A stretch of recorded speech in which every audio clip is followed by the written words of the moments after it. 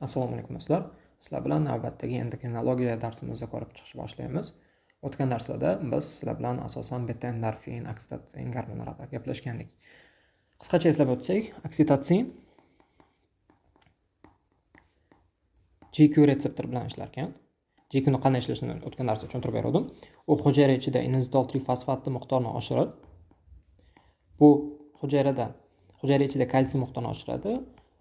Hujayra ichida to'planib turgan sarkoplazmatik retikulumda to'planib turgan kalsiyni hujayraning ichiga qo'yib yuboradi va kalsiy miqdori hujayra ichida oshib turib, bu muscle contractionsga sabab bo'layotdi. Ya'niki muskullarni qisqarishi. Chunki bizga kalsiy kerak edi miozin aktin kompleksida muskul qisqarishiga. Va bu oksitotsin asosan bizda uterusda, bachadonda va ko'krak bezlarida ish ko'rsatar edi.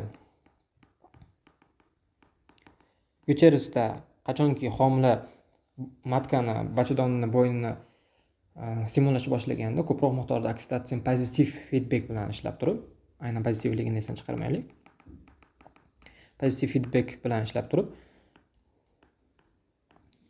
kelib turib yanada ko'proq muskulni qisqartiradi va bu yanada bizda bachadon devorlarini va xossatan sheyka matkini ko'proq stimullagan uchun yanada ko'proq oksitotsin chiqadi va bu narsa bola tug'ilguncha oksitotsin miqdorini oshirib boraveradi. Va bizda uterusda shu effektni ko'rsatadi. Ko'krak bezida esa biz o'tgan darsda qisqacha prolaktin dopamin sistemasidan ham ozgina gaplashdik. Qachonki bola yig'lagan paytda onani kayfiyati tushadi, xuddiki dopamin miqdori tushadi. Dopamin o'zi aytdik gormon shassi. Gormon shassi xuddiki tushadi. Dopaminni o'zida bitta effektlardan biri prolaktinning miqdorini ingibilab turishadi. Endi dopamin miqdori tushsa, ingibillovchi kuch bo'lmagani uchun prolaktin miqdori oshadi va bu prolaktin bizda aynan sut ishlab chiqarilishiga javobgar edi. Milk production. Mana oksitotsin esa qachonki bolani og'zi ko'krak bezlariga tekkanda, mexanik retseptorlar sezganda oksitotsin miqdori lokal zonada oshardi va bu bizda milk let down refleks bo'lardi. Let down refleks. Ya'niki zaxirada turgan sutlarni shu oksitotsin kelib turib, aynan shu joydagi silliq muskullarni, bez ichidagi silliq muskullarni qisqartirib, tashqariga bolaga berishini ko'rgan edik. Undan tashqari bu bizda psixologik ahamiyati ham bor, ya'niki depressiya, vahimada yoki social bondingda, ya'ni bola bilan onaning orasida mehr paydo bo'lishini ham ko'rib o'tdik. Endi bugun sizlar bilan antidiuretik gormon haqida gaplashamiz. ADH bilan oksitotsin ikkalasi deyarli bir xil formatsiya bo'laga tegishli. Xo'p, ikkalasi ham produced in hypothalamic nuclei, supraoptic va paraventrikular. Ya'niki gipotalamusda ishlab chiqarilardi. Gipotalamusda aynan mana shu ikkita yadroda ishlab chiqarilardi va neurofizin oqsilari bilan posterior pituitariga bo'lardi. Posterior pituitary shu yerda solid and released to'planib turadi. Qachonki kerak bo'lganda qonga shu yerdan ajralib chiqarar edi. Bu oksitotsinga ham tegishli va ADH ga ham tegishli. O'zi ADH nima degan? Antidiuretik hormon. Bosh harflardan olingan antidiuretik hormon. O'zi diurez bizda diurez degani siydik ajralishi.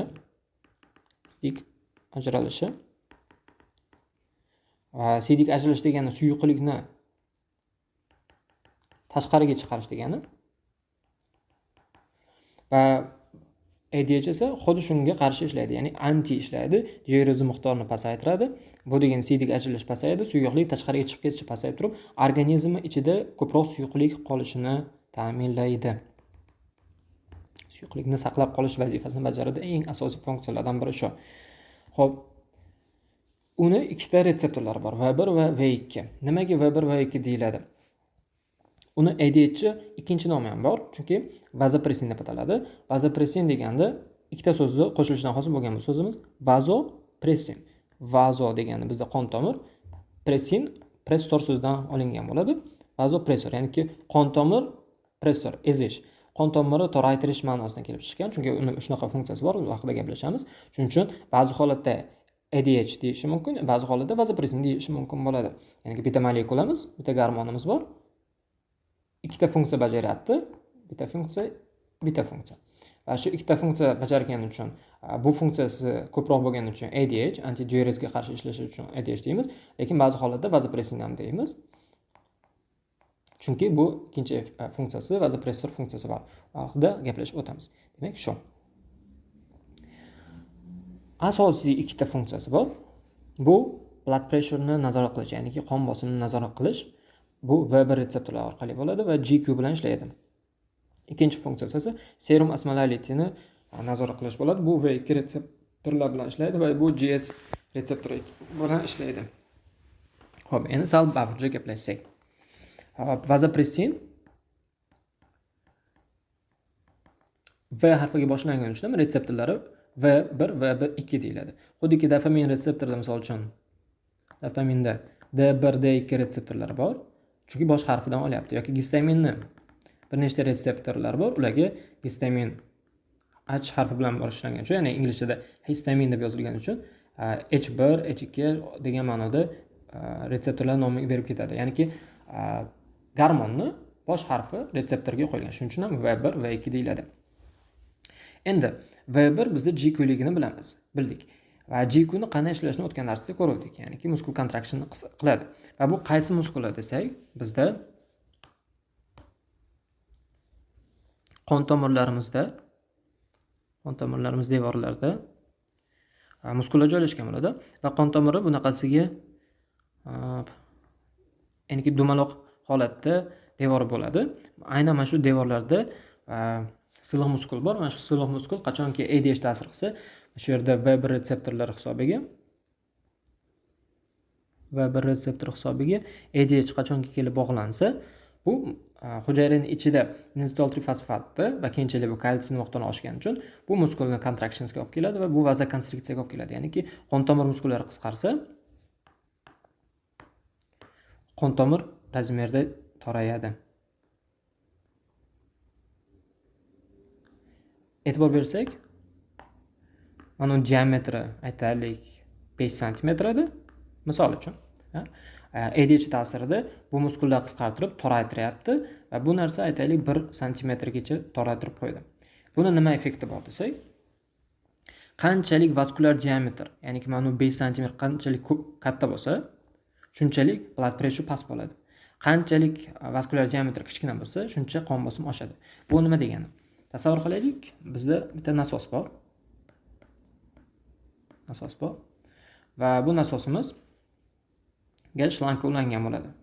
Aytaylik 5 santimetrli diametri 5 santimetr bo'lgan bitta shlanka ulangan bo'ladi va bu nasosimiz aytaylik 1000 ta kuchi bor. Bu 1000 ta kuch bilan 5 santimetrli shlankaga otsa, bu yerda shlankaning ichida aytaylik buni ham xuddi sistolik, diastolik bosim bor deb tasavvur qilib 120 ga 90 bosim hosil qilib beradi. Endi biz mana 5 santimetr shlankani toraytiryapmiz-da. 1 santimetr qo'ysak, 1 santimetrli shlanka ulab qo'ysak, hali ham bizda 1000 ta kuch bo'lgani uchun 1000 ta kuch mana yerga sig'ishi kerak. Mana suyuqlikni shu 1 santimetrga sig'dirib otib berish kerak. Bu degani bizning bosim juda kuchayib ketadimi? Ya'ni 120 emas, aytaylik 150 ga, 110 gacha chiqarib yuboradi. Ya'niki qon tomir qanchalik ezilsa, shunchalik ichkarida bosim baland bo'ladi va qanchalik ichkarida bosim baland bo'lsa, shunchalik bizda blood pressure, ya'ni qon bosimi oshadi. Va mana shu narsani bitta ADH bitta vazifasi xuddi shu. Ya'ni V1 ga ta'sir qilib turib, hujayraning ichida kalsiyonni oshirib turib, silliq muskul, qon tomiridagi silliq muskullarni qisqartirib vazokonstriksiya qiladi. Bu vazokonstriksiya bizda increased blood pressure, ya'ni qon bosimini oshiradi. Demak, birinchi vazifasi blood pressureni oshirish, ya'ni qon bosimini oshirish vazifasini bajaradi ekan. Menimcha bu qiyin emas, chunki o'tgan narsa GQ ni ko'rgandik. Xuddi shu narsani bitta muskulni qisqartirishni bilgandik. Endi shu muskul aynan qon tomirida bo'lib turib, qon tomirini torayib turib, bizda blood pressureni oshirib berar ekan. Xo'p, endi biz GS haqida gaplashishimiz kerak va serum osmolality haqida gaplashishimiz kerak va ikki retseptor uchun. Birinchi, serum osmolality nima? Serum osmolality laborator ko'rsatkich qondagi, organizmdagi osmotik aktiv bo'lgan moddalarni konsentratsiyasini o'lchab beradi 1 kilogramga nisbatan va o'lchov birligi milliosmol kilogramm bo'ladi. Xo'p, hozir bularni hammasini maydalab tushuntiraman. Bizda bu odatda fiziologiyada solid to water ratio in the blood. Xo'p, blood bor bizda, qonimiz bor. Qonimizda solid qismi bor va water qismi bor. Ya'niki suv o'zi qonimizni 80-90 balki undan ham ko'proqdir qismini bizda suv hosil qilib beradi, oddiy biz ichadigan suyimiz. Uni qolgan qismlari esa solid bo'ladi. Ya'ni solid deganda bo'lishi mumkin bu yerda natriy, kaliy, xlor, magniy, kalsiy ionlari va boshqa ionlar, undan tashqari glyukozalar, ketonlar, albuminlar, globulinlar va boshqa oqsillar kiradi. Ya'ni suv bo'lmagan qolgan hamma narsa qonimizning ikkinchi qismi hisoblanadi. Biz ularni shunchaki solid deyapmiz, ya'niki erovchi yoki men buni tuz deb tushuntirib turay, chunki kimyoni ko'pchilik o'tganmiz.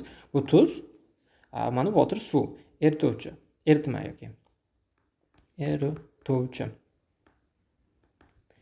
Xo'p, biz kimyoda qanday qilib eritmada konsentratsiyani aniqlardik? Konsentratsiya teng derdik. Misol uchun 100 gram tuz bo'lsa, 1 litr suv bo'lsa, endi to'g'ri, agar kimyoni oz olsak, 1000 gram suv bor, plus 100 gram erituvchini qo'shib turib, balki 100 qo'shishim kerak, lekin hozir shunchaki biz tasarruf qilishimiz kerak. 100 gram tuzlarimiz bor edi. Endi tuz degani men shuncha narsani tuz deyapman. 100 gram tuz bor edi 1 litrda. Va bu aytaylik 10% konsentratsiyali eritmamiz bor deb tasavvur qilib turaylik. Va shu narsa xuddiki serum osmolalitiki.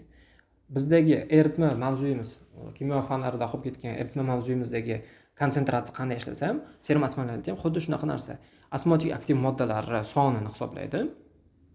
Nechta son bor degan, bu aynan bir. Ularni darajasiga qaramaydi. Misol kalsiy 2 ta ion bera oladi, natriy 1 ta ion beradi degan tomon yo'q. Nechta osmotik aktiv narsa bo'lsa suvda, organizmda, shuni hisoblab beradi. Hozir yana buni tushuntirishga harakat qilaman. Xo'p, o'z osmotik aktiv deganda nima nazarda tutyapman desak, osmos degan mavzuni qisqacha tushuntiraman. Juda ko'pchilik biladi bu narsani. Aytaylik, natriy ioni osmotik aktiv hisoblanadi. Osmotik aktiv degani o'ziga suvni shimib olish, tortib olish qobiliyati bor. Ya'niki natriy o'zi men qonimda tursa, erkin turmaydi. Atrofdagi suvlarni o'ziga xuddiki tortib oladi. Mana shuni qobiliyati, suvni tortib olish qobiliyati osmotik aktivlik deyiladi. Xo'p, bu narsani zo'r narsa bor, tushuntirib bera olsam. Onalarimiz kompot qilishgan va vareniya qilishadi. Qizlar agar bilsa, kompot va vareniya. Murabbo. Kompotni ko'rgan bo'lsangiz, olchali bo'lsa agar, katta olcha ishib ketadi. Vareniyani ko'rsangiz, naborot, olchali vareniya qilingan bo'lsa, naborot ezilib, torayib, kichkinalashib ketadi. Buni nima ahamiyati bor? Shu yerda aynan osmos mavzusi ketadi. Kompotga biz kamroq shakar solamiz. Vareniyaga juda ko'p shakar solamiz. Aynan mana shu yerda zo'r effekt ketadi. Deylik, bu yerda olchalarni surovdi tashladik va ustiga shakar tashladik. Lekin mana atrofidagi suvda shakar ko'proq, olchaning ichidagi shakarlardan ko'ra. Shuning uchun bu yerda shakar bizda osmotik aktiv bo'lgani uchun suvni o'ziga shimib olish qobiliyati bor. Hozir bu ikkita alohida sistema. Olchaning ichida shakar bilan suv bor, tashqarisida eritma holatda suv bilan shakar turibdi. Bu alohida ikkita sistema turibdi va endi bir-biriga ta'sir ko'rsatishni boshlaydi. Qaysi birini osmotik aktiv bo'lsa, ya'niki suvni tortib olish qobiliyati kuchli bo'lsa, shu ikkinchisidagi suvni tortib oladi. Va bizda kompotga kamroq shakar solingani uchun, misol uchun 1 litr suvda 100 gram shakar solingan deb tasavvur qilsak, mana uni ichida shakar juda ko'p bo'ladi. Olchaning ichida tabiiy shakar ko'p bo'lgani uchun bu sekin o'ziga suvni shimishni boshlaydi. Ya'ni olchaning ichiga ko'proq suv kirishni boshlaydi va olcha shishib qoladi bizda. E'tibor bergan bo'lsanglar, kompot даже yorilib ketadi, bo'kib qolgan bo'ladi suvga. Aynan sababi ichkarida shakar ko'p, shakar osmotik aktiv bo'ladi. Tashqaridagi eritmadan ko'ra shakar ko'proq bo'lgani uchun, konsentratsiyasi baland bo'lgani uchun suvni shimib olyapti. Shuning uchun kompotda olchalarimiz katta bo'ladi.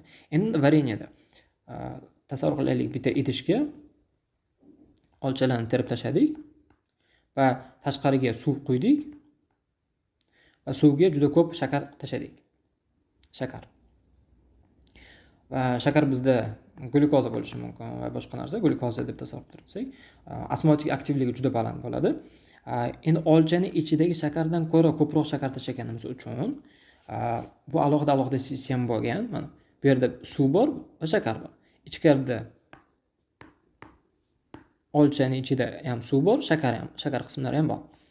Va tashqarida endi mana bu yerdagi glyukoza ko'proq bo'lgani uchun osmotik aktivlik bu yerda baland. Shuning uchun olchaning ichidagi suvni tashqariga so'rib oladi va shuning hisobiga olchamiz puchayib kichkina bo'lib qoladi, chunki ichidagi suvni ham shimib olgan bo'ladi. Kompotni qarasanglar, bu o'ziga suvni tortib olgan, naborot bunda vareniya desa chiqarib olgan bo'ladi. Ya'ni osmos ahamiyati shu yerda. Ba'zi molekulalar bor, molekula yoki ionlar bor. U osmotik kuchi hisobiga atrofdan suvni shimib olish, tortib olish qobiliyati bo'ladi. Va qaysi ikkita eritma turgan bo'lsa, eritma 1 va eritma 2 turgan bo'lsa, qaysi birini osmotik kuchi ko'proq bo'lsa, ya'niki tuz ko'p bo'lsa yoki shakar ko'p bo'lsa, glyukoza ko'p bo'lsa, kalsiy, natriy, shu osmotik aktiv moddalari qanchalik ko'p bo'lsa, shunchalik osmotik aktivligi baland bo'ladi. Bu degani ikkinchi eritmadan o'ziga suvni shimib oladi.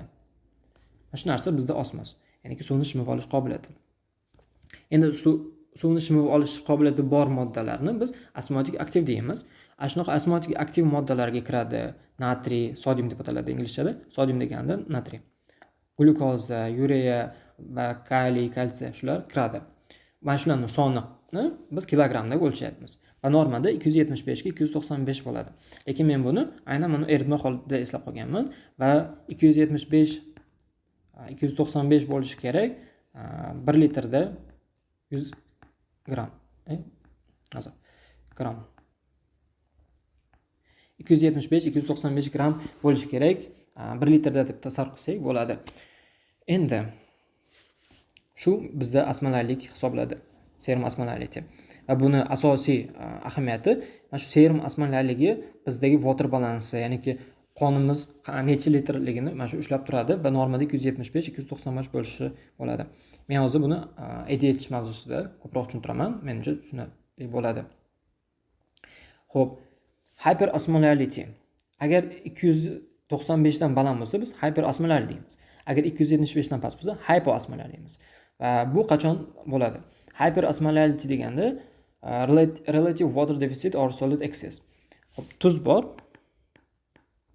suv bor. Eritmada konsentratsiya o'lchayapmiz. Hozircha tuz bir xil miqdorda turadi deb tasavvur qilaylik. 100 gram tuz bor va 1 litr suv bor. Mana shu holatda bizda 10% eritma turibdi. Endi biz mana shu yerdan 1 litr suv emas, aytaylik 10 litr suv qo'ysak, mana tuz qismi o'zgarmayapti. Suv qismiga 1 litr emas 10 litr qo'ysak, konsentratsiya qanday o'zgaradi? Konsentratsiya ancha pasayadi, aytaylik 1% ga tushib qoladi, 1% eritmaga o'tib qoladi.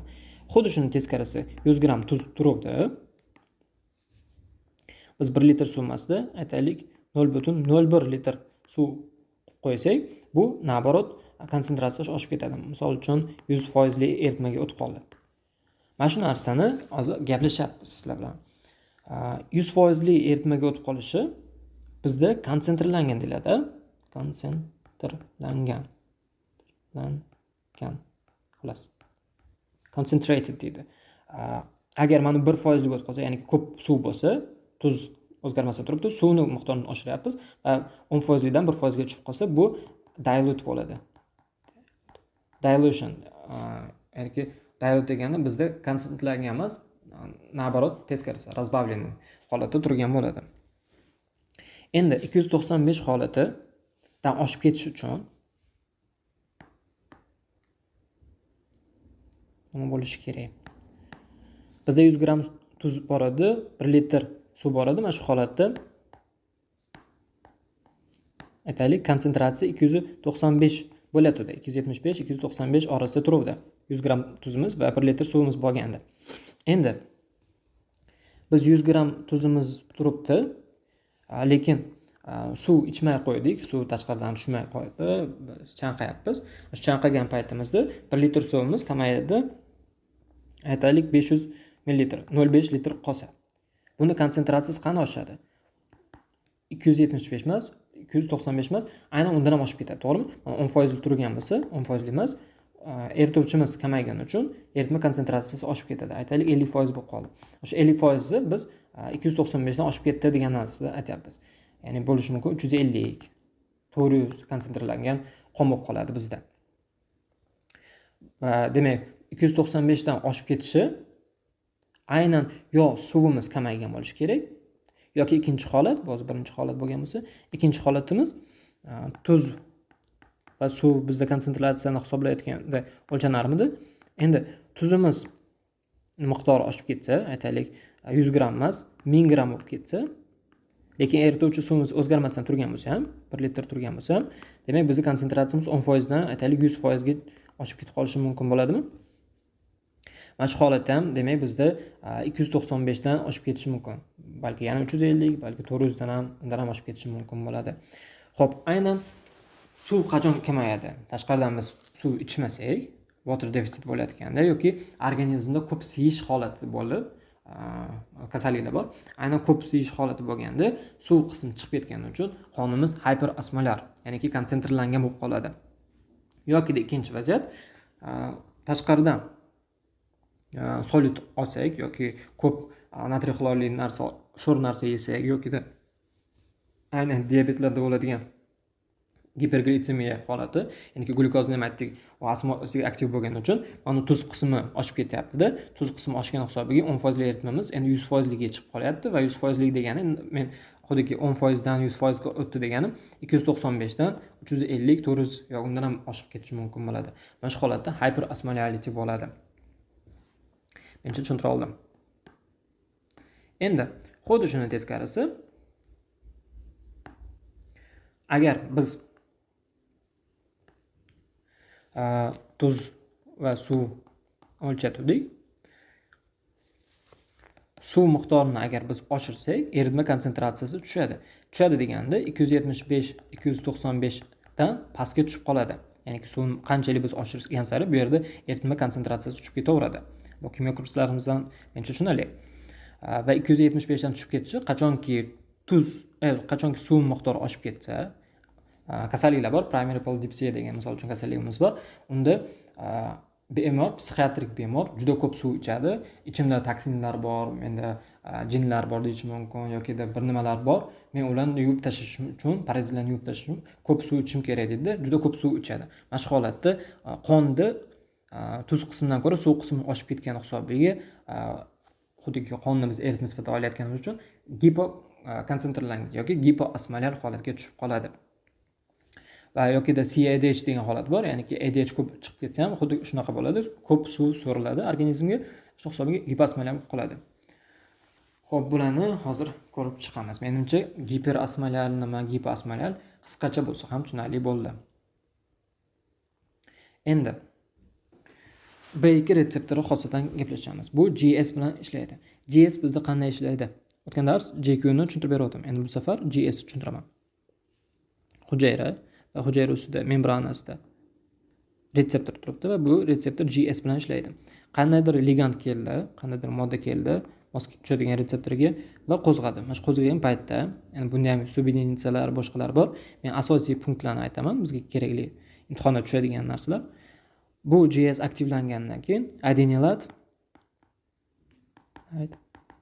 cyclase degan adenilat siklaza degan enzimni aktivlab boradi. Bu adenilat siklaza esa hujayraning ichidagi ATF bo'ladi-ku, energiya sifatida turgan. Shu ATP ni siklaza holatiga o'tkazib qo'yadi. Ya'ni siklik AMP holatiga o'tkazib qo'yadi. Trifosfat edi, monofosfatga o'tyapti va siklik holatiga o'tyapti. Tasavvur qiling, mana shunaqa holatda, yoyilgan holatda edi. Ya'ni 3 degani uchun mana shunaqa chizdim. Endi siklik AMP beta sirkulyar nimadir qo'yapti. Mana shu molekula mana shu molekulani biz sirkulyar qo'yib siklik AMP hosil qilamiz. Mana shu siklik AMF bizda boradi protein kinaza A degan enzimni aktivlab qo'yadi va protein kinaza A o'zida effekt beradi. Endi bu effekt qanday bo'lishi mumkin? Borib turib qaysidir oqsilga bitta fosfor biriktirib qo'yib uni aktivlashi mumkin. O'tgan darsda aytdik-ku. Yoki bu oqsilga kelib fosfor bog'ini o'zib berishi mumkin. Kelib protein kinaza A mana shu holatda inaktiv holatga o'tib qolishi mumkin. Yoki xuddi shuni teskarisi. Qaysidir oqsillarga chunki fosfor qo'ysa aktivlansa, qaysidir oqsillarga fosfor qo'ysa, naborot tormozlanib qoladi, inaktiv holatga o'tib qoladi. Va qaysidir holatlarda oqsilga biz fosforni olib tashlasak, inaktiv holatga o'tadi, qaysi holatdadir fosforni olib tashlasak, aktiv holatga o'tib qolyapti. Ya'niki mana effektlar farq qiladi har bitta oqsil turiga qarab turib. Qaysidir gormonni, qaysidir protein kinaza A'si har xil effektlar beradi demoqchiman. Ya'ni umumiy xulosa bu shunaqa enzimki boradi pastdagi qaysidir molekulani fosforlab qo'yib, yo uni aktivlab yuborish mumkin yoki inaktivlab qo'yish mumkin. Yoki u fosforli turgan bitta molekulani borib turib fosforni olib tashlab uni aktivlab yoki inaktivlab qo'yish mumkin. Ya'ni qanaqadir effekt beradi demoqchiman. Mana shu narsa bizda GS sistema, ya'ni adenosiklazni aktivligini oshiradi, u hujayrada siklik AMPni oshiradi, siklik AMP borib turib protein kinaza A ga ta'sir ko'rsatib, bizda effekt ko'rsatadi. GS bilan ishlaydigan molekulalar bor. Hozir uni bir-bir aytib ketay shu yerda. GS bilan ishlaydigan gormonlar FSH, LH, ADH2 va 2 retseptori, glukagon, HGC, TSH, katropin releasing hormon. Mana shular asosan MSH, PTH lar, mana shu gormonlar hammasini retseptori GS bo'ladi. Biz aynan ADH va VX ni ko'ryapmiz. Bularni hozir yodlab olish shart emas, shunchaki umumiy tushuncha bo'lsin. Shu tomondan unaqa moddalar ham GS retseptorini ishlatadi. Endi biz o'zimizni xosatan mavzuyimizga kelsak, bizda V2 retseptor ham xuddi shu holatda ishlaydi. Ya'niki GS aktivlayapti, u adenosiklazni aktivlab turib, siklik AMPni oshiryapti va protein kinaza A ni oshirib effekt ko'rsatyapti. Shu yerda bitta savol turi, o'tgan safar ham aytdim. Sizga uzoq anaqadir kes beradi, siz o'qib keldingiz va aynan ADH V2 retseptori haqida gap ketayotganini bildingiz. Endi oxirida aytadi, mana shu V2 retseptori, bu retseptor qo'zg'alsa, hujayra ichida qanday o'zgarishlar ketadi? A javobda inositol trifosfat miqdori oshadi va bu bizda kalsiyni oshiradi deb qo'ygan bo'lishi mumkin. B javobda u hujayra ichidagi siklik AMP ni miqdorini oshiradi. C javobda siklik AMP miqdorini tushiradi deb qo'yish mumkin. D javobda u hujayra ichida NO miqdorini oshiradi, ya'ni azot 2 oksid miqdorini oshiradi. E javobda misol uchun, ya'ni unaqasi bo'lmaydi, endi sinkni miqdorini oshiradi deb qo'yish. Shu holatdagi savol berish ham mumkin. Ya'ni aynan case'da siz diagnoz qo'yishingiz ham shart emas. Bilishingiz kerak ADH haqida gap ketayotgani va u V2 retseptori aynan GS bilan ishlashini bilasizmi, yo'qmi degan narsani sizda tekshirayotgan bo'ladi. Va GS qanday ishlaydi degan narsa. Va bizda to'g'ri javob, demak siklik AMP oshiryaptimi? Demak siklik AMP oshiradi. Va bizda G2 degan, GI degan retseptor turi ham bor. GS aytdik, bu stimulating, inhibitory. Stimulate degan inhibirlovchi retseptor turi. Bu xuddi shu GS teskari ishini qiladi. U adenosiklazni aktivligini pasaytirib qo'yadi. U siklik AMP ni hosil bo'lishini pasaytirib qo'yadi va bizda effektni bloklab qo'yish mumkin. Ya'ni bu GS siklik AMP ni oshirib bizda effekt ko'rsatgan bo'lsa, GI shu xuddi teskarisi inhibirlovchi bo'lgani uchun inhibirlab qo'yadi, siklik AMP miqdori tushadi. Agar mana bu yerda qanaqadir GI bilan ishlaydigan moddani sizdan so'ragan bo'lsa, siz aytishingiz mumkin, siklik AMP ni miqdorini tushirishi GI ni effekti sifatida. Agar GS so'rasa, siklik AMP ni oshiradi deymiz. Chunki bunaqa savollar juda ko'p, sizni bir nechta mavzularni tushuntirishga tushunishingizni tekshirayotgan bo'ladi. Ya'niki GIGSlar bizda farmakologiya bo'lsa, endokrindan ADH berib turadi. ADH ligini siz bilishingiz kerak va ikkinchidan ADH retseptorlar turlarini bilishingiz kerak va uni farmakologiyaga ulab turib bizda javobni tanlay olishingiz kerak. Mana shu narsani sizda Yuval tekshiradi. Xo'p, V2 bizda kelar ekan protein kinaza A ni aquaparin oqsillarni channelsi principal cellga renal collecting ducts o'rnatib berar ekan. Endi renal collecting ducts nima? Biz noldan boshlaganimiz uchun nefronni noldan strukturasini tushuntiraman. Kimdir balki bilar, kimdir bilmas. Nefron bu bizni buyraklarimizni struktur birligi. Buyraklarimiz esa ozgina buyrakka o'xshaydi, Ana pelvis bor, calyces qismlar bor, ya'niki chashka, lahanka va boshqa sistemalar bor. Aynan mana shu buyrakimizni struktur birligi nefron degan hujayralar. Bitta buyrakda 1 milliongacha nefron bo'lishi mumkin bo'ladi. Va biz hozir bitta nefronni strukturasini kattalashtirib ko'ramiz. Nefronga mana yerda aorta deb tasavvur qilsak uni. Aortadan buyrakka qon tomir keladi, renal arteriya keladi va u minglagan shoxlarga bo'linib ketadi va har bitta nefronga bittadan qon tomir boradi. Masalan, shu qon tomirni olyapmiz. Bu afferent deb ataladi, afferent arteriola. Afferent arteriola, ya'ni arteriola degani kichkina arteriya degan. Keladi va nefron hujayralari joylashgan joyda, aynan mana shu yerda nefronning boshlang'ich strukturasi kelgan joyda bu afferent arteriolarimiz sekin burilishlarni hosil qiladi. Ya'ni chigaliklarni hosil qiladi, egri-bugri chigaliklar hosil qiladi. Bo'linadi, egiladi, bukiladi, oxir oqibat yana tekislanib afferent arteriola bo'lib chiqib ketadi. Arteriola bo'lib chiqib ketadi. Ya'ni qon tomir kelyapti, mana endi rosa buklanyapti, bir necha martalab bo'linyapti-da, oxir oqibat yana tekislanib afferent bo'lib chiqib ketyapti. Buni nima ahamiyati bor? Afferent arteriolani atalib kattaroq qilib chizdim, afferent torroq chizdim. E'tibor bergan bo'lsangiz. Bu yerga aytaylik 5 litr qon keladi. Bu yerda mana qon tomiriga 2 litr sig'adi xolos. Ya'niki mana yerda xuddiki 3 litr qon har safar qolib ketyapti, bosim bilan dimlanib qolib ketyapti. Ko'p qon kelyapti, kam qon chiqib ketyapti. Demak, ko'p qon mana yerda qolib ketyapti, dimlanib. Ana shu dimlanish hisobiga bizda mana shu yerda bosim oshadi. P deb belgilayman, pressure. Bosim oshadi. Va bu bosim oshishi bizga effekt beradi. Mana yerda to'planib qolgan, dimiqib qolayotgan suvni pastga nefronga o'tkazib berish. Ya'niki qon qayergadir ketishi kerak, chunki bu yerdan juda ko'p qon doimiy kelib turibdi. Bu yerdan ozgina qon ketyapti. Qayergadir ketishi kerak, mana shu chiqib ketayotganda aynan nefronni bo'shlig'iga ketadi. Va mana shu jarayon bizda filtratsiya deyiladi. Filtratsiya. Ya'ni CD hosil bo'lish jarayoni boshlandi bizda. Va mana bu qism bizda Bowman kapsulasi glomerulus deyiladi. Renal sistemaga e'tibor bersak, men xuddi shuni nasib bo'lsa har bittasini tushuntiraman. Nima uchun oqsillar o'tmaydi, nima uchun ba'zi dorilar o'tmaydi, ba'zilarda o'tadi. Shularni hammasini tushuntiraman, chunki bu yerda anatomik strukturalari bor. Unga to'xtalsak vaqtimiz o'tib ketadi. Demak, glomerulus degan nefron bitta qismi bor. Keyin u men shuni sal toraytiraydi, joy sig'ish uchun. Qon tomir kelyapti, chigallik hosil qilyapti va keyin afferent bo'lib chiqib ketyapti. Shu yerda glomerulus bor. Glomerulusdan keyin proximal convoluted tube, PCT deb ataladi. Proximal egri-bugri chigaliklar deb atalsa kerak o'zbekchada. Va keyin u ascending loop va descending loop.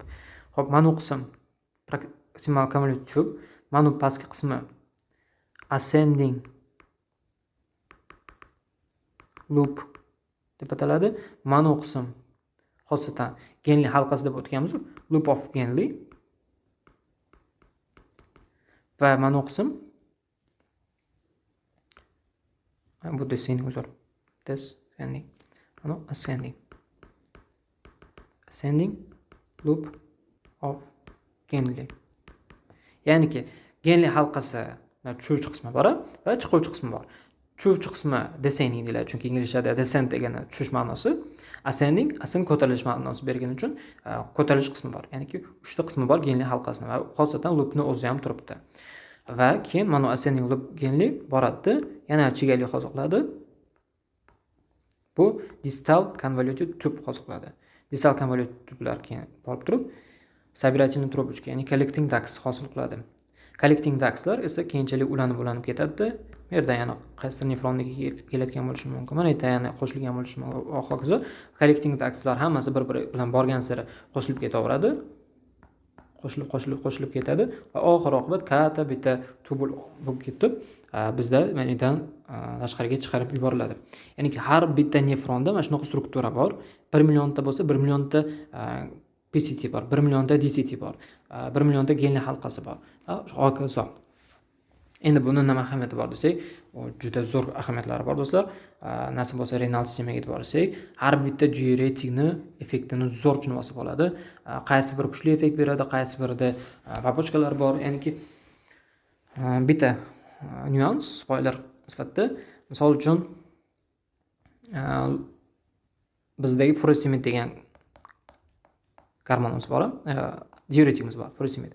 Aynan loop diuretik deb ataladi. Loop diuretik deyilishining asosiy sababi chunki u loopda ishlaydi va aynan ascending loopda ishlaydi. Mana shu yerdagi natriy, kaliy va ikkita xlorli ion bor. Shu ionni bloklab qo'yib, natriy kaliy xlori qayta so'rilishini bloklab qo'yadi. O'zi mana filtratsiya bo'lgan suv, bir kun adashmayotgan bo'lsam 100 litrgacha suv filtratsiya bo'ladi. Endi biz istamaymiz 100 litr suv polni chiqib ketishini. Endi 100 litr deganda qonimiz 5 litr bo'lsa, kelib turib 20 marta xuddi bir kunda filtratsiyaga o'tyapti. Mana shu 100 litri hammasi chiqib ketsa bo'lmaydi, qonni yo'qotgan bo'lamiz. Shuning uchun bizning organizmimiz uni qayta so'rab olish kerak. Ya'ni reabsorpsiya degan narsa bor. Har bitta bo'limda o'ziga xos narsalar so'rab oladi. Misol uchun PCTda glyukoza, aminokislotalar, aminoasid, natriy, gidrokarbonat va hokazo juda ko'p elementlar hammasi mana shu yerda so'rilib oladi. Keyin qolgan qismlarda ham moddalar so'ralishni boshlaydi. Aynan mana yerda faqat suv so'riladi. Bu yerda faqat natriy kaliy xlor so'riladi. Biz aynan natriy kaliy xlorni qayta so'rilishini, ya'ni asid bo'lib chiqib ketayotganini qayta so'rab olyapmiz-da, qonimizga shu natriy kaliy xlor so'rilib olishi kerak. Biz aynan furosemid bersak, mana shu transport bloklanadi, natriy kaliy xlor so'rilmasdan chiqib ketadi. Natriy kaliy xlor bizda osmotik aktiv bo'lgani uchun o'zi bilan chiqib ketmaydi-da. Shu yerdagi tubuldagi suvni ham o'ziga tortib tashqariga olib chiqib ketadi. Ya'ni GRS qiladi. Biz furosemidni berishimizdan maqsadim aynan mana shu transportyorni bloklab qo'yishimiz va bular o'zi bilan suvni olib chiqib ketishi bizda diuretik qilgani uchun diuretik deymiz va aynan loop diuretik aynan mana shu yerda ishlagani uchun. Ya'ni shunaqa sistemalar bor. Har bitta diuretikni ko'rib chiqamiz renal sistemaga yetib borganda. Endi bizga hozirgi kerak jihati aynan mana collecting ducts. Ya'ni DCT dan keyin collecting ductsga to'planib, hamma collecting ductslar to'planib turib, oxiri bizda mana pelvis bo'lib, tashqariga ureter bo'lib chiqib ketyapti. Bizga shu collecting ducts kerak bo'ladi.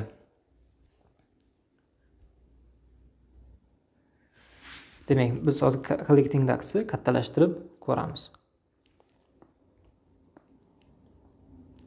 Bu collecting ducts mana bo'shliq. Mana collecting ducts hujayralari, mana yerda hujayralari bor. Uni devor deb qo'yaman. Biz hozir mana uni xuddiki kesib ko'ryapmiz ichini. Mana ichi mana devorlarni ko'rdik va buni atrofida qon tomirlar kelgan. Qon tomirni men qizil bilan chizaman.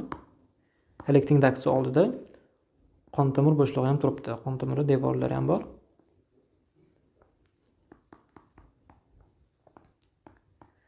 Endi mana shu collecting ductsda suv keladi.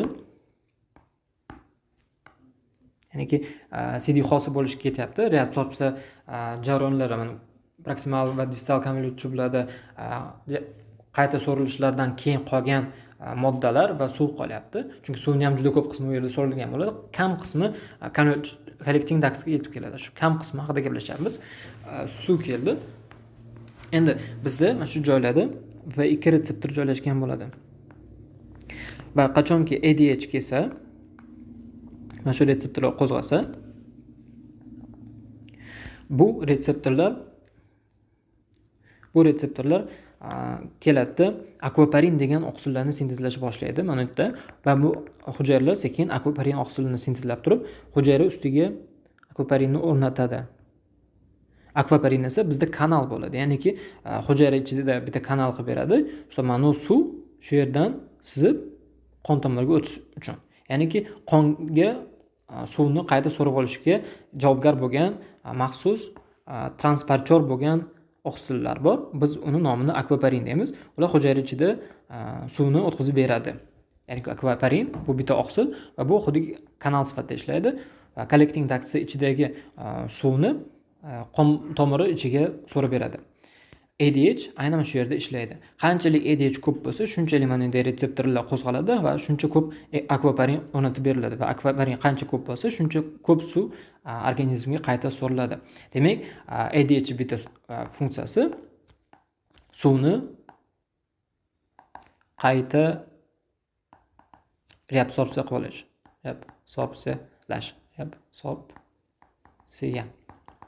qilish. Va bu V2 retseptor GS bilan ishlar ekan.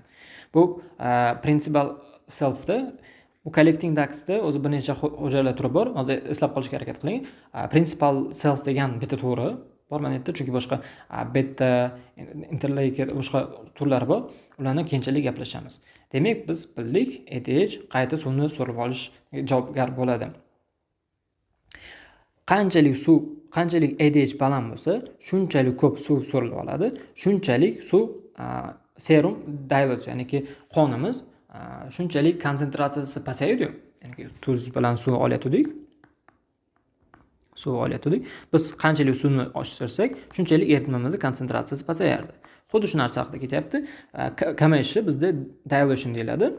Serum dilutes va bu degani lowering serum sodium va osmolarligi. Serumni osmolarligi pasayadi. Xuddi mana shu yerda konsentratsiya tushgandek, qonni osmolarligi ham tushadi. Nima uchun sodium ham deyapti? Bu yerda desak, misol odatda osmolarlik bilan natriyni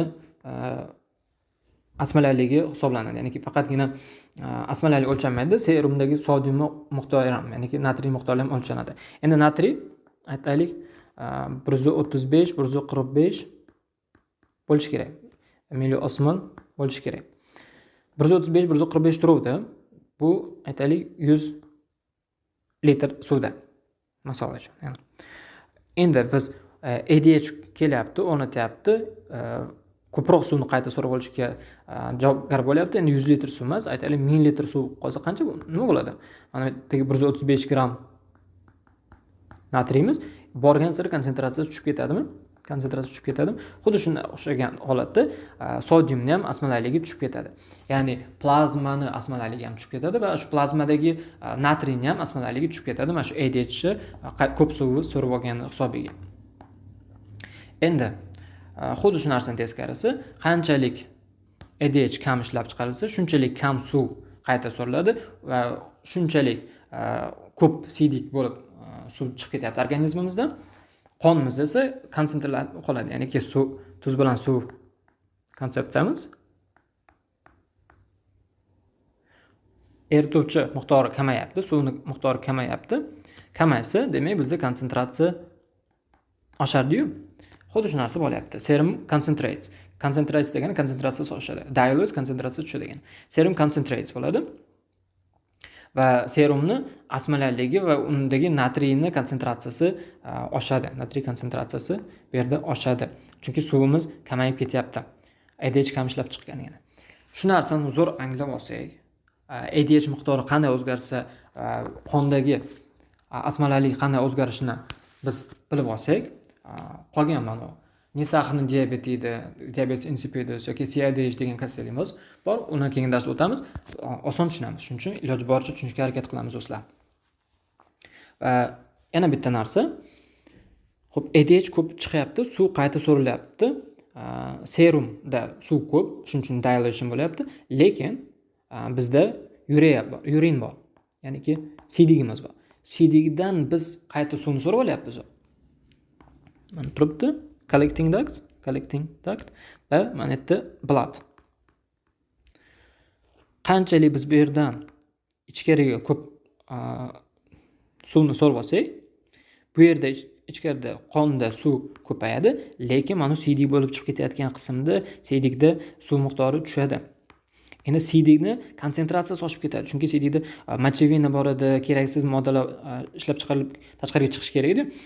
Kreatinin, urea, shular hammasi turadi. Endi suvni biz olib qo'yapmiz, u moddalarning konsentratsiyasi oshib ketadi, ya'ni konsentrlangan bo'lib ketadi. Konsentratsiya oshadi. Konsentratsiya oshdi degani yurin, uni ham osmolallik bor. Osmolality, demak, u ham oshib ketadi. Qaysi sistemaga bog'liq? Agar qonda suv ko'payib ketsa, serum osmolaligi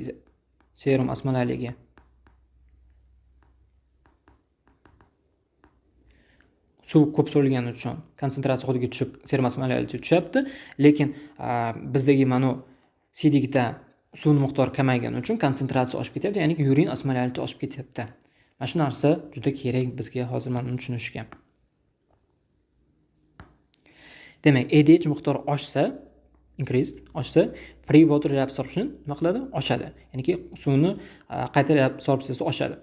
Suvni qayta reabsorbsiyasi oshsa, serumdagi sodium bilan osmolallik pasayadi, chunki ularning konsentratsiyasi pasayadi, erituvchi ko'paygan hisobiga. Siydikda, yurinda esa nabarot osmolallik oshadi, specific gravity ham oshadi. Specific gravity ham xuddi konsentratsiyaga o'xshagan narsa, ya'ni ximiyadan boradi-yu, konsentratsiya bor, osmolarlik bor, osmolallik bor. Xuddi shunga o'xshagan bitta o'lchov birligi specific gravity deyiladi. Shunchaki eslab qo'yinglar, xolos. U ham bir xil yuradi osmolallik bilan. Yurin osmolality oshib ketadi, chunki suv qismini biz tortib olaylik. Va shu hisobiga yurin konsentratsiyasi qanday bo'ladi desa, more concentrated, konsentrlangan bo'lib qoladi. Endi ADH level agar tushsa, decreased bo'lsa, suv qayta so'rilishi pasayadi. Suv qayta so'rilmasa, qonda tuz qismi ko'payib ketadi, suv kamaygan hisobiga. Va bu bizda osmolallikni oshirib yuboradi. Sodium bilan serumdagi osmolallikni. Teskarisi yurinda bo'ladi, ya'ni yurinda ko'proq suv siydik bilan chiqib ketayotgani uchun siydikning konsentratsiyasi pasayib ketadi. Shuning hisobiga u more dilute bo'lib qoladi.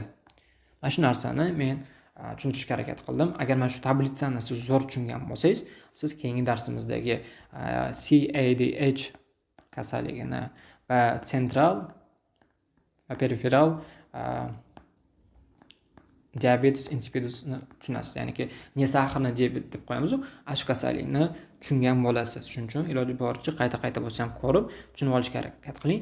ADH miqdori oshsa, qonda qanchalik suv o'zgarish bo'lyapti va qanchalik suv ko'paysa, serum osmolallik qanday o'zgaryapti yoki kamayapti va bu narsa siydikda qanday osmolallikka ta'sir ko'rsatyapti. Menimcha buni tushuntira oldim. Va ADH regulation ham bitta ko'rib qo'yamiz. Bu plazmani osmolalligi ADH asosiy o'yinchisi, asosiy regulyatori. Bundan tashqari gipovolemiya ham bizda ikkinchi o'rinda ADH regulyatsiya qiladi. Agar plazma osmolalligi oshib ketsa, ya'ni 275-295 dan oshib ketsa, aytaylik 350 ga chiqib ketdi. Bu degani konsentratsiya oshib ketdi degani, bizda organizmda suv kamlik qilyapti. Biz suvni ko'proq zaxira qilishimiz kerak dedi. ADH chiqadi. Ko'proq suvni o'ziga organizmga so'rab oladi. Mana 350 ni yana normaga qaytarib qo'yadi. Xuddi shu tuz va suv konsentratsiya kimyoyimizga qaytaryapmiz. Suvni miqdorini oshirib, biz eritma konsentratsiyasini tushirib qo'yishimiz kerak. Mana shu jarayonni ADH qilib beradi. Agar naborot 275 dan tushib ketsa, 250 ga tushib ketsa misol uchun, bu o'ylaydi, demak bizda suv ko'p. Suv ko'p bo'lgani uchun bizda suv ko'p bo'lgani uchun bizda eritma konsentratsiyasi tushib ketgan. Endi biz hozir suvni kamaytiraylik-da, konsentratsiyani oshiraylik deydi va ADH chiqishini bloklab qo'yadi. Va ADH bizda qayta suvni so'rib olmagani uchun organizmdagi mana eritma konsentratsiyasi oshib turib, yana 275-295 ga chiqadi. Mana shu 275-295 universal son. Mana shuni yodlab olish kerak va ozgina o'zgarish bo'lsa ham bizda ADH chiqishi yoki bloklanishi chiqadi. Ya'ni ozgina oshib ketsa ham yoki tushib ketsa ham, u 5-10 ga farqlansa ham o'sha ADH ishga tushgan bo'ladi. Va undan tashqari gipovolemiya bo'lsa ham bizda ADH ishlab chiqariladi. Bu narsa mantiqiy, ya'niki ADH vazifasi suvni tortib olishmi va bizda gipovolemiya, ya'niki suv tanqisligi bo'layotgan yoki qon yo'qotgan holatimizda gipovolemiya bo'ladi-yu, ya'niki 5 litr qonimizdan qon yo'qotganimiz hisobiga jarohat bo'ldi, 4 litr qonimiz qoldi. Ya'ni 4 litr biz yana 5 litrga qaytarishimiz uchun suv kerak bo'ladi, chunki qonimizda 90% suv bo'lgani uchun, 90-95 balki suv bo'lgani uchun biz mana shu holat gipovolemiyaga tushsa, organizm ADH ishlab chiqaradi va siydikdan suvni qayta so'rib olib, qonni miqdorini oshiradi. Shu narsa. Xo'p, menimcha tushuntira oldim do'stlar. Qandaydir savollar bo'lsa kommentariyada javob beraman yokida o'zimga Telegram profilimga yozsangiz bo'ladi. Qo'ldan kelgancha mavzuni tahlil qilamiz. Do'stlar, sog' bo'linglar, salomat bo'linglar. Obuna bo'lmagan bo'lsangiz kanalga, YouTube'ga obuna bo'lib qo'yinglar.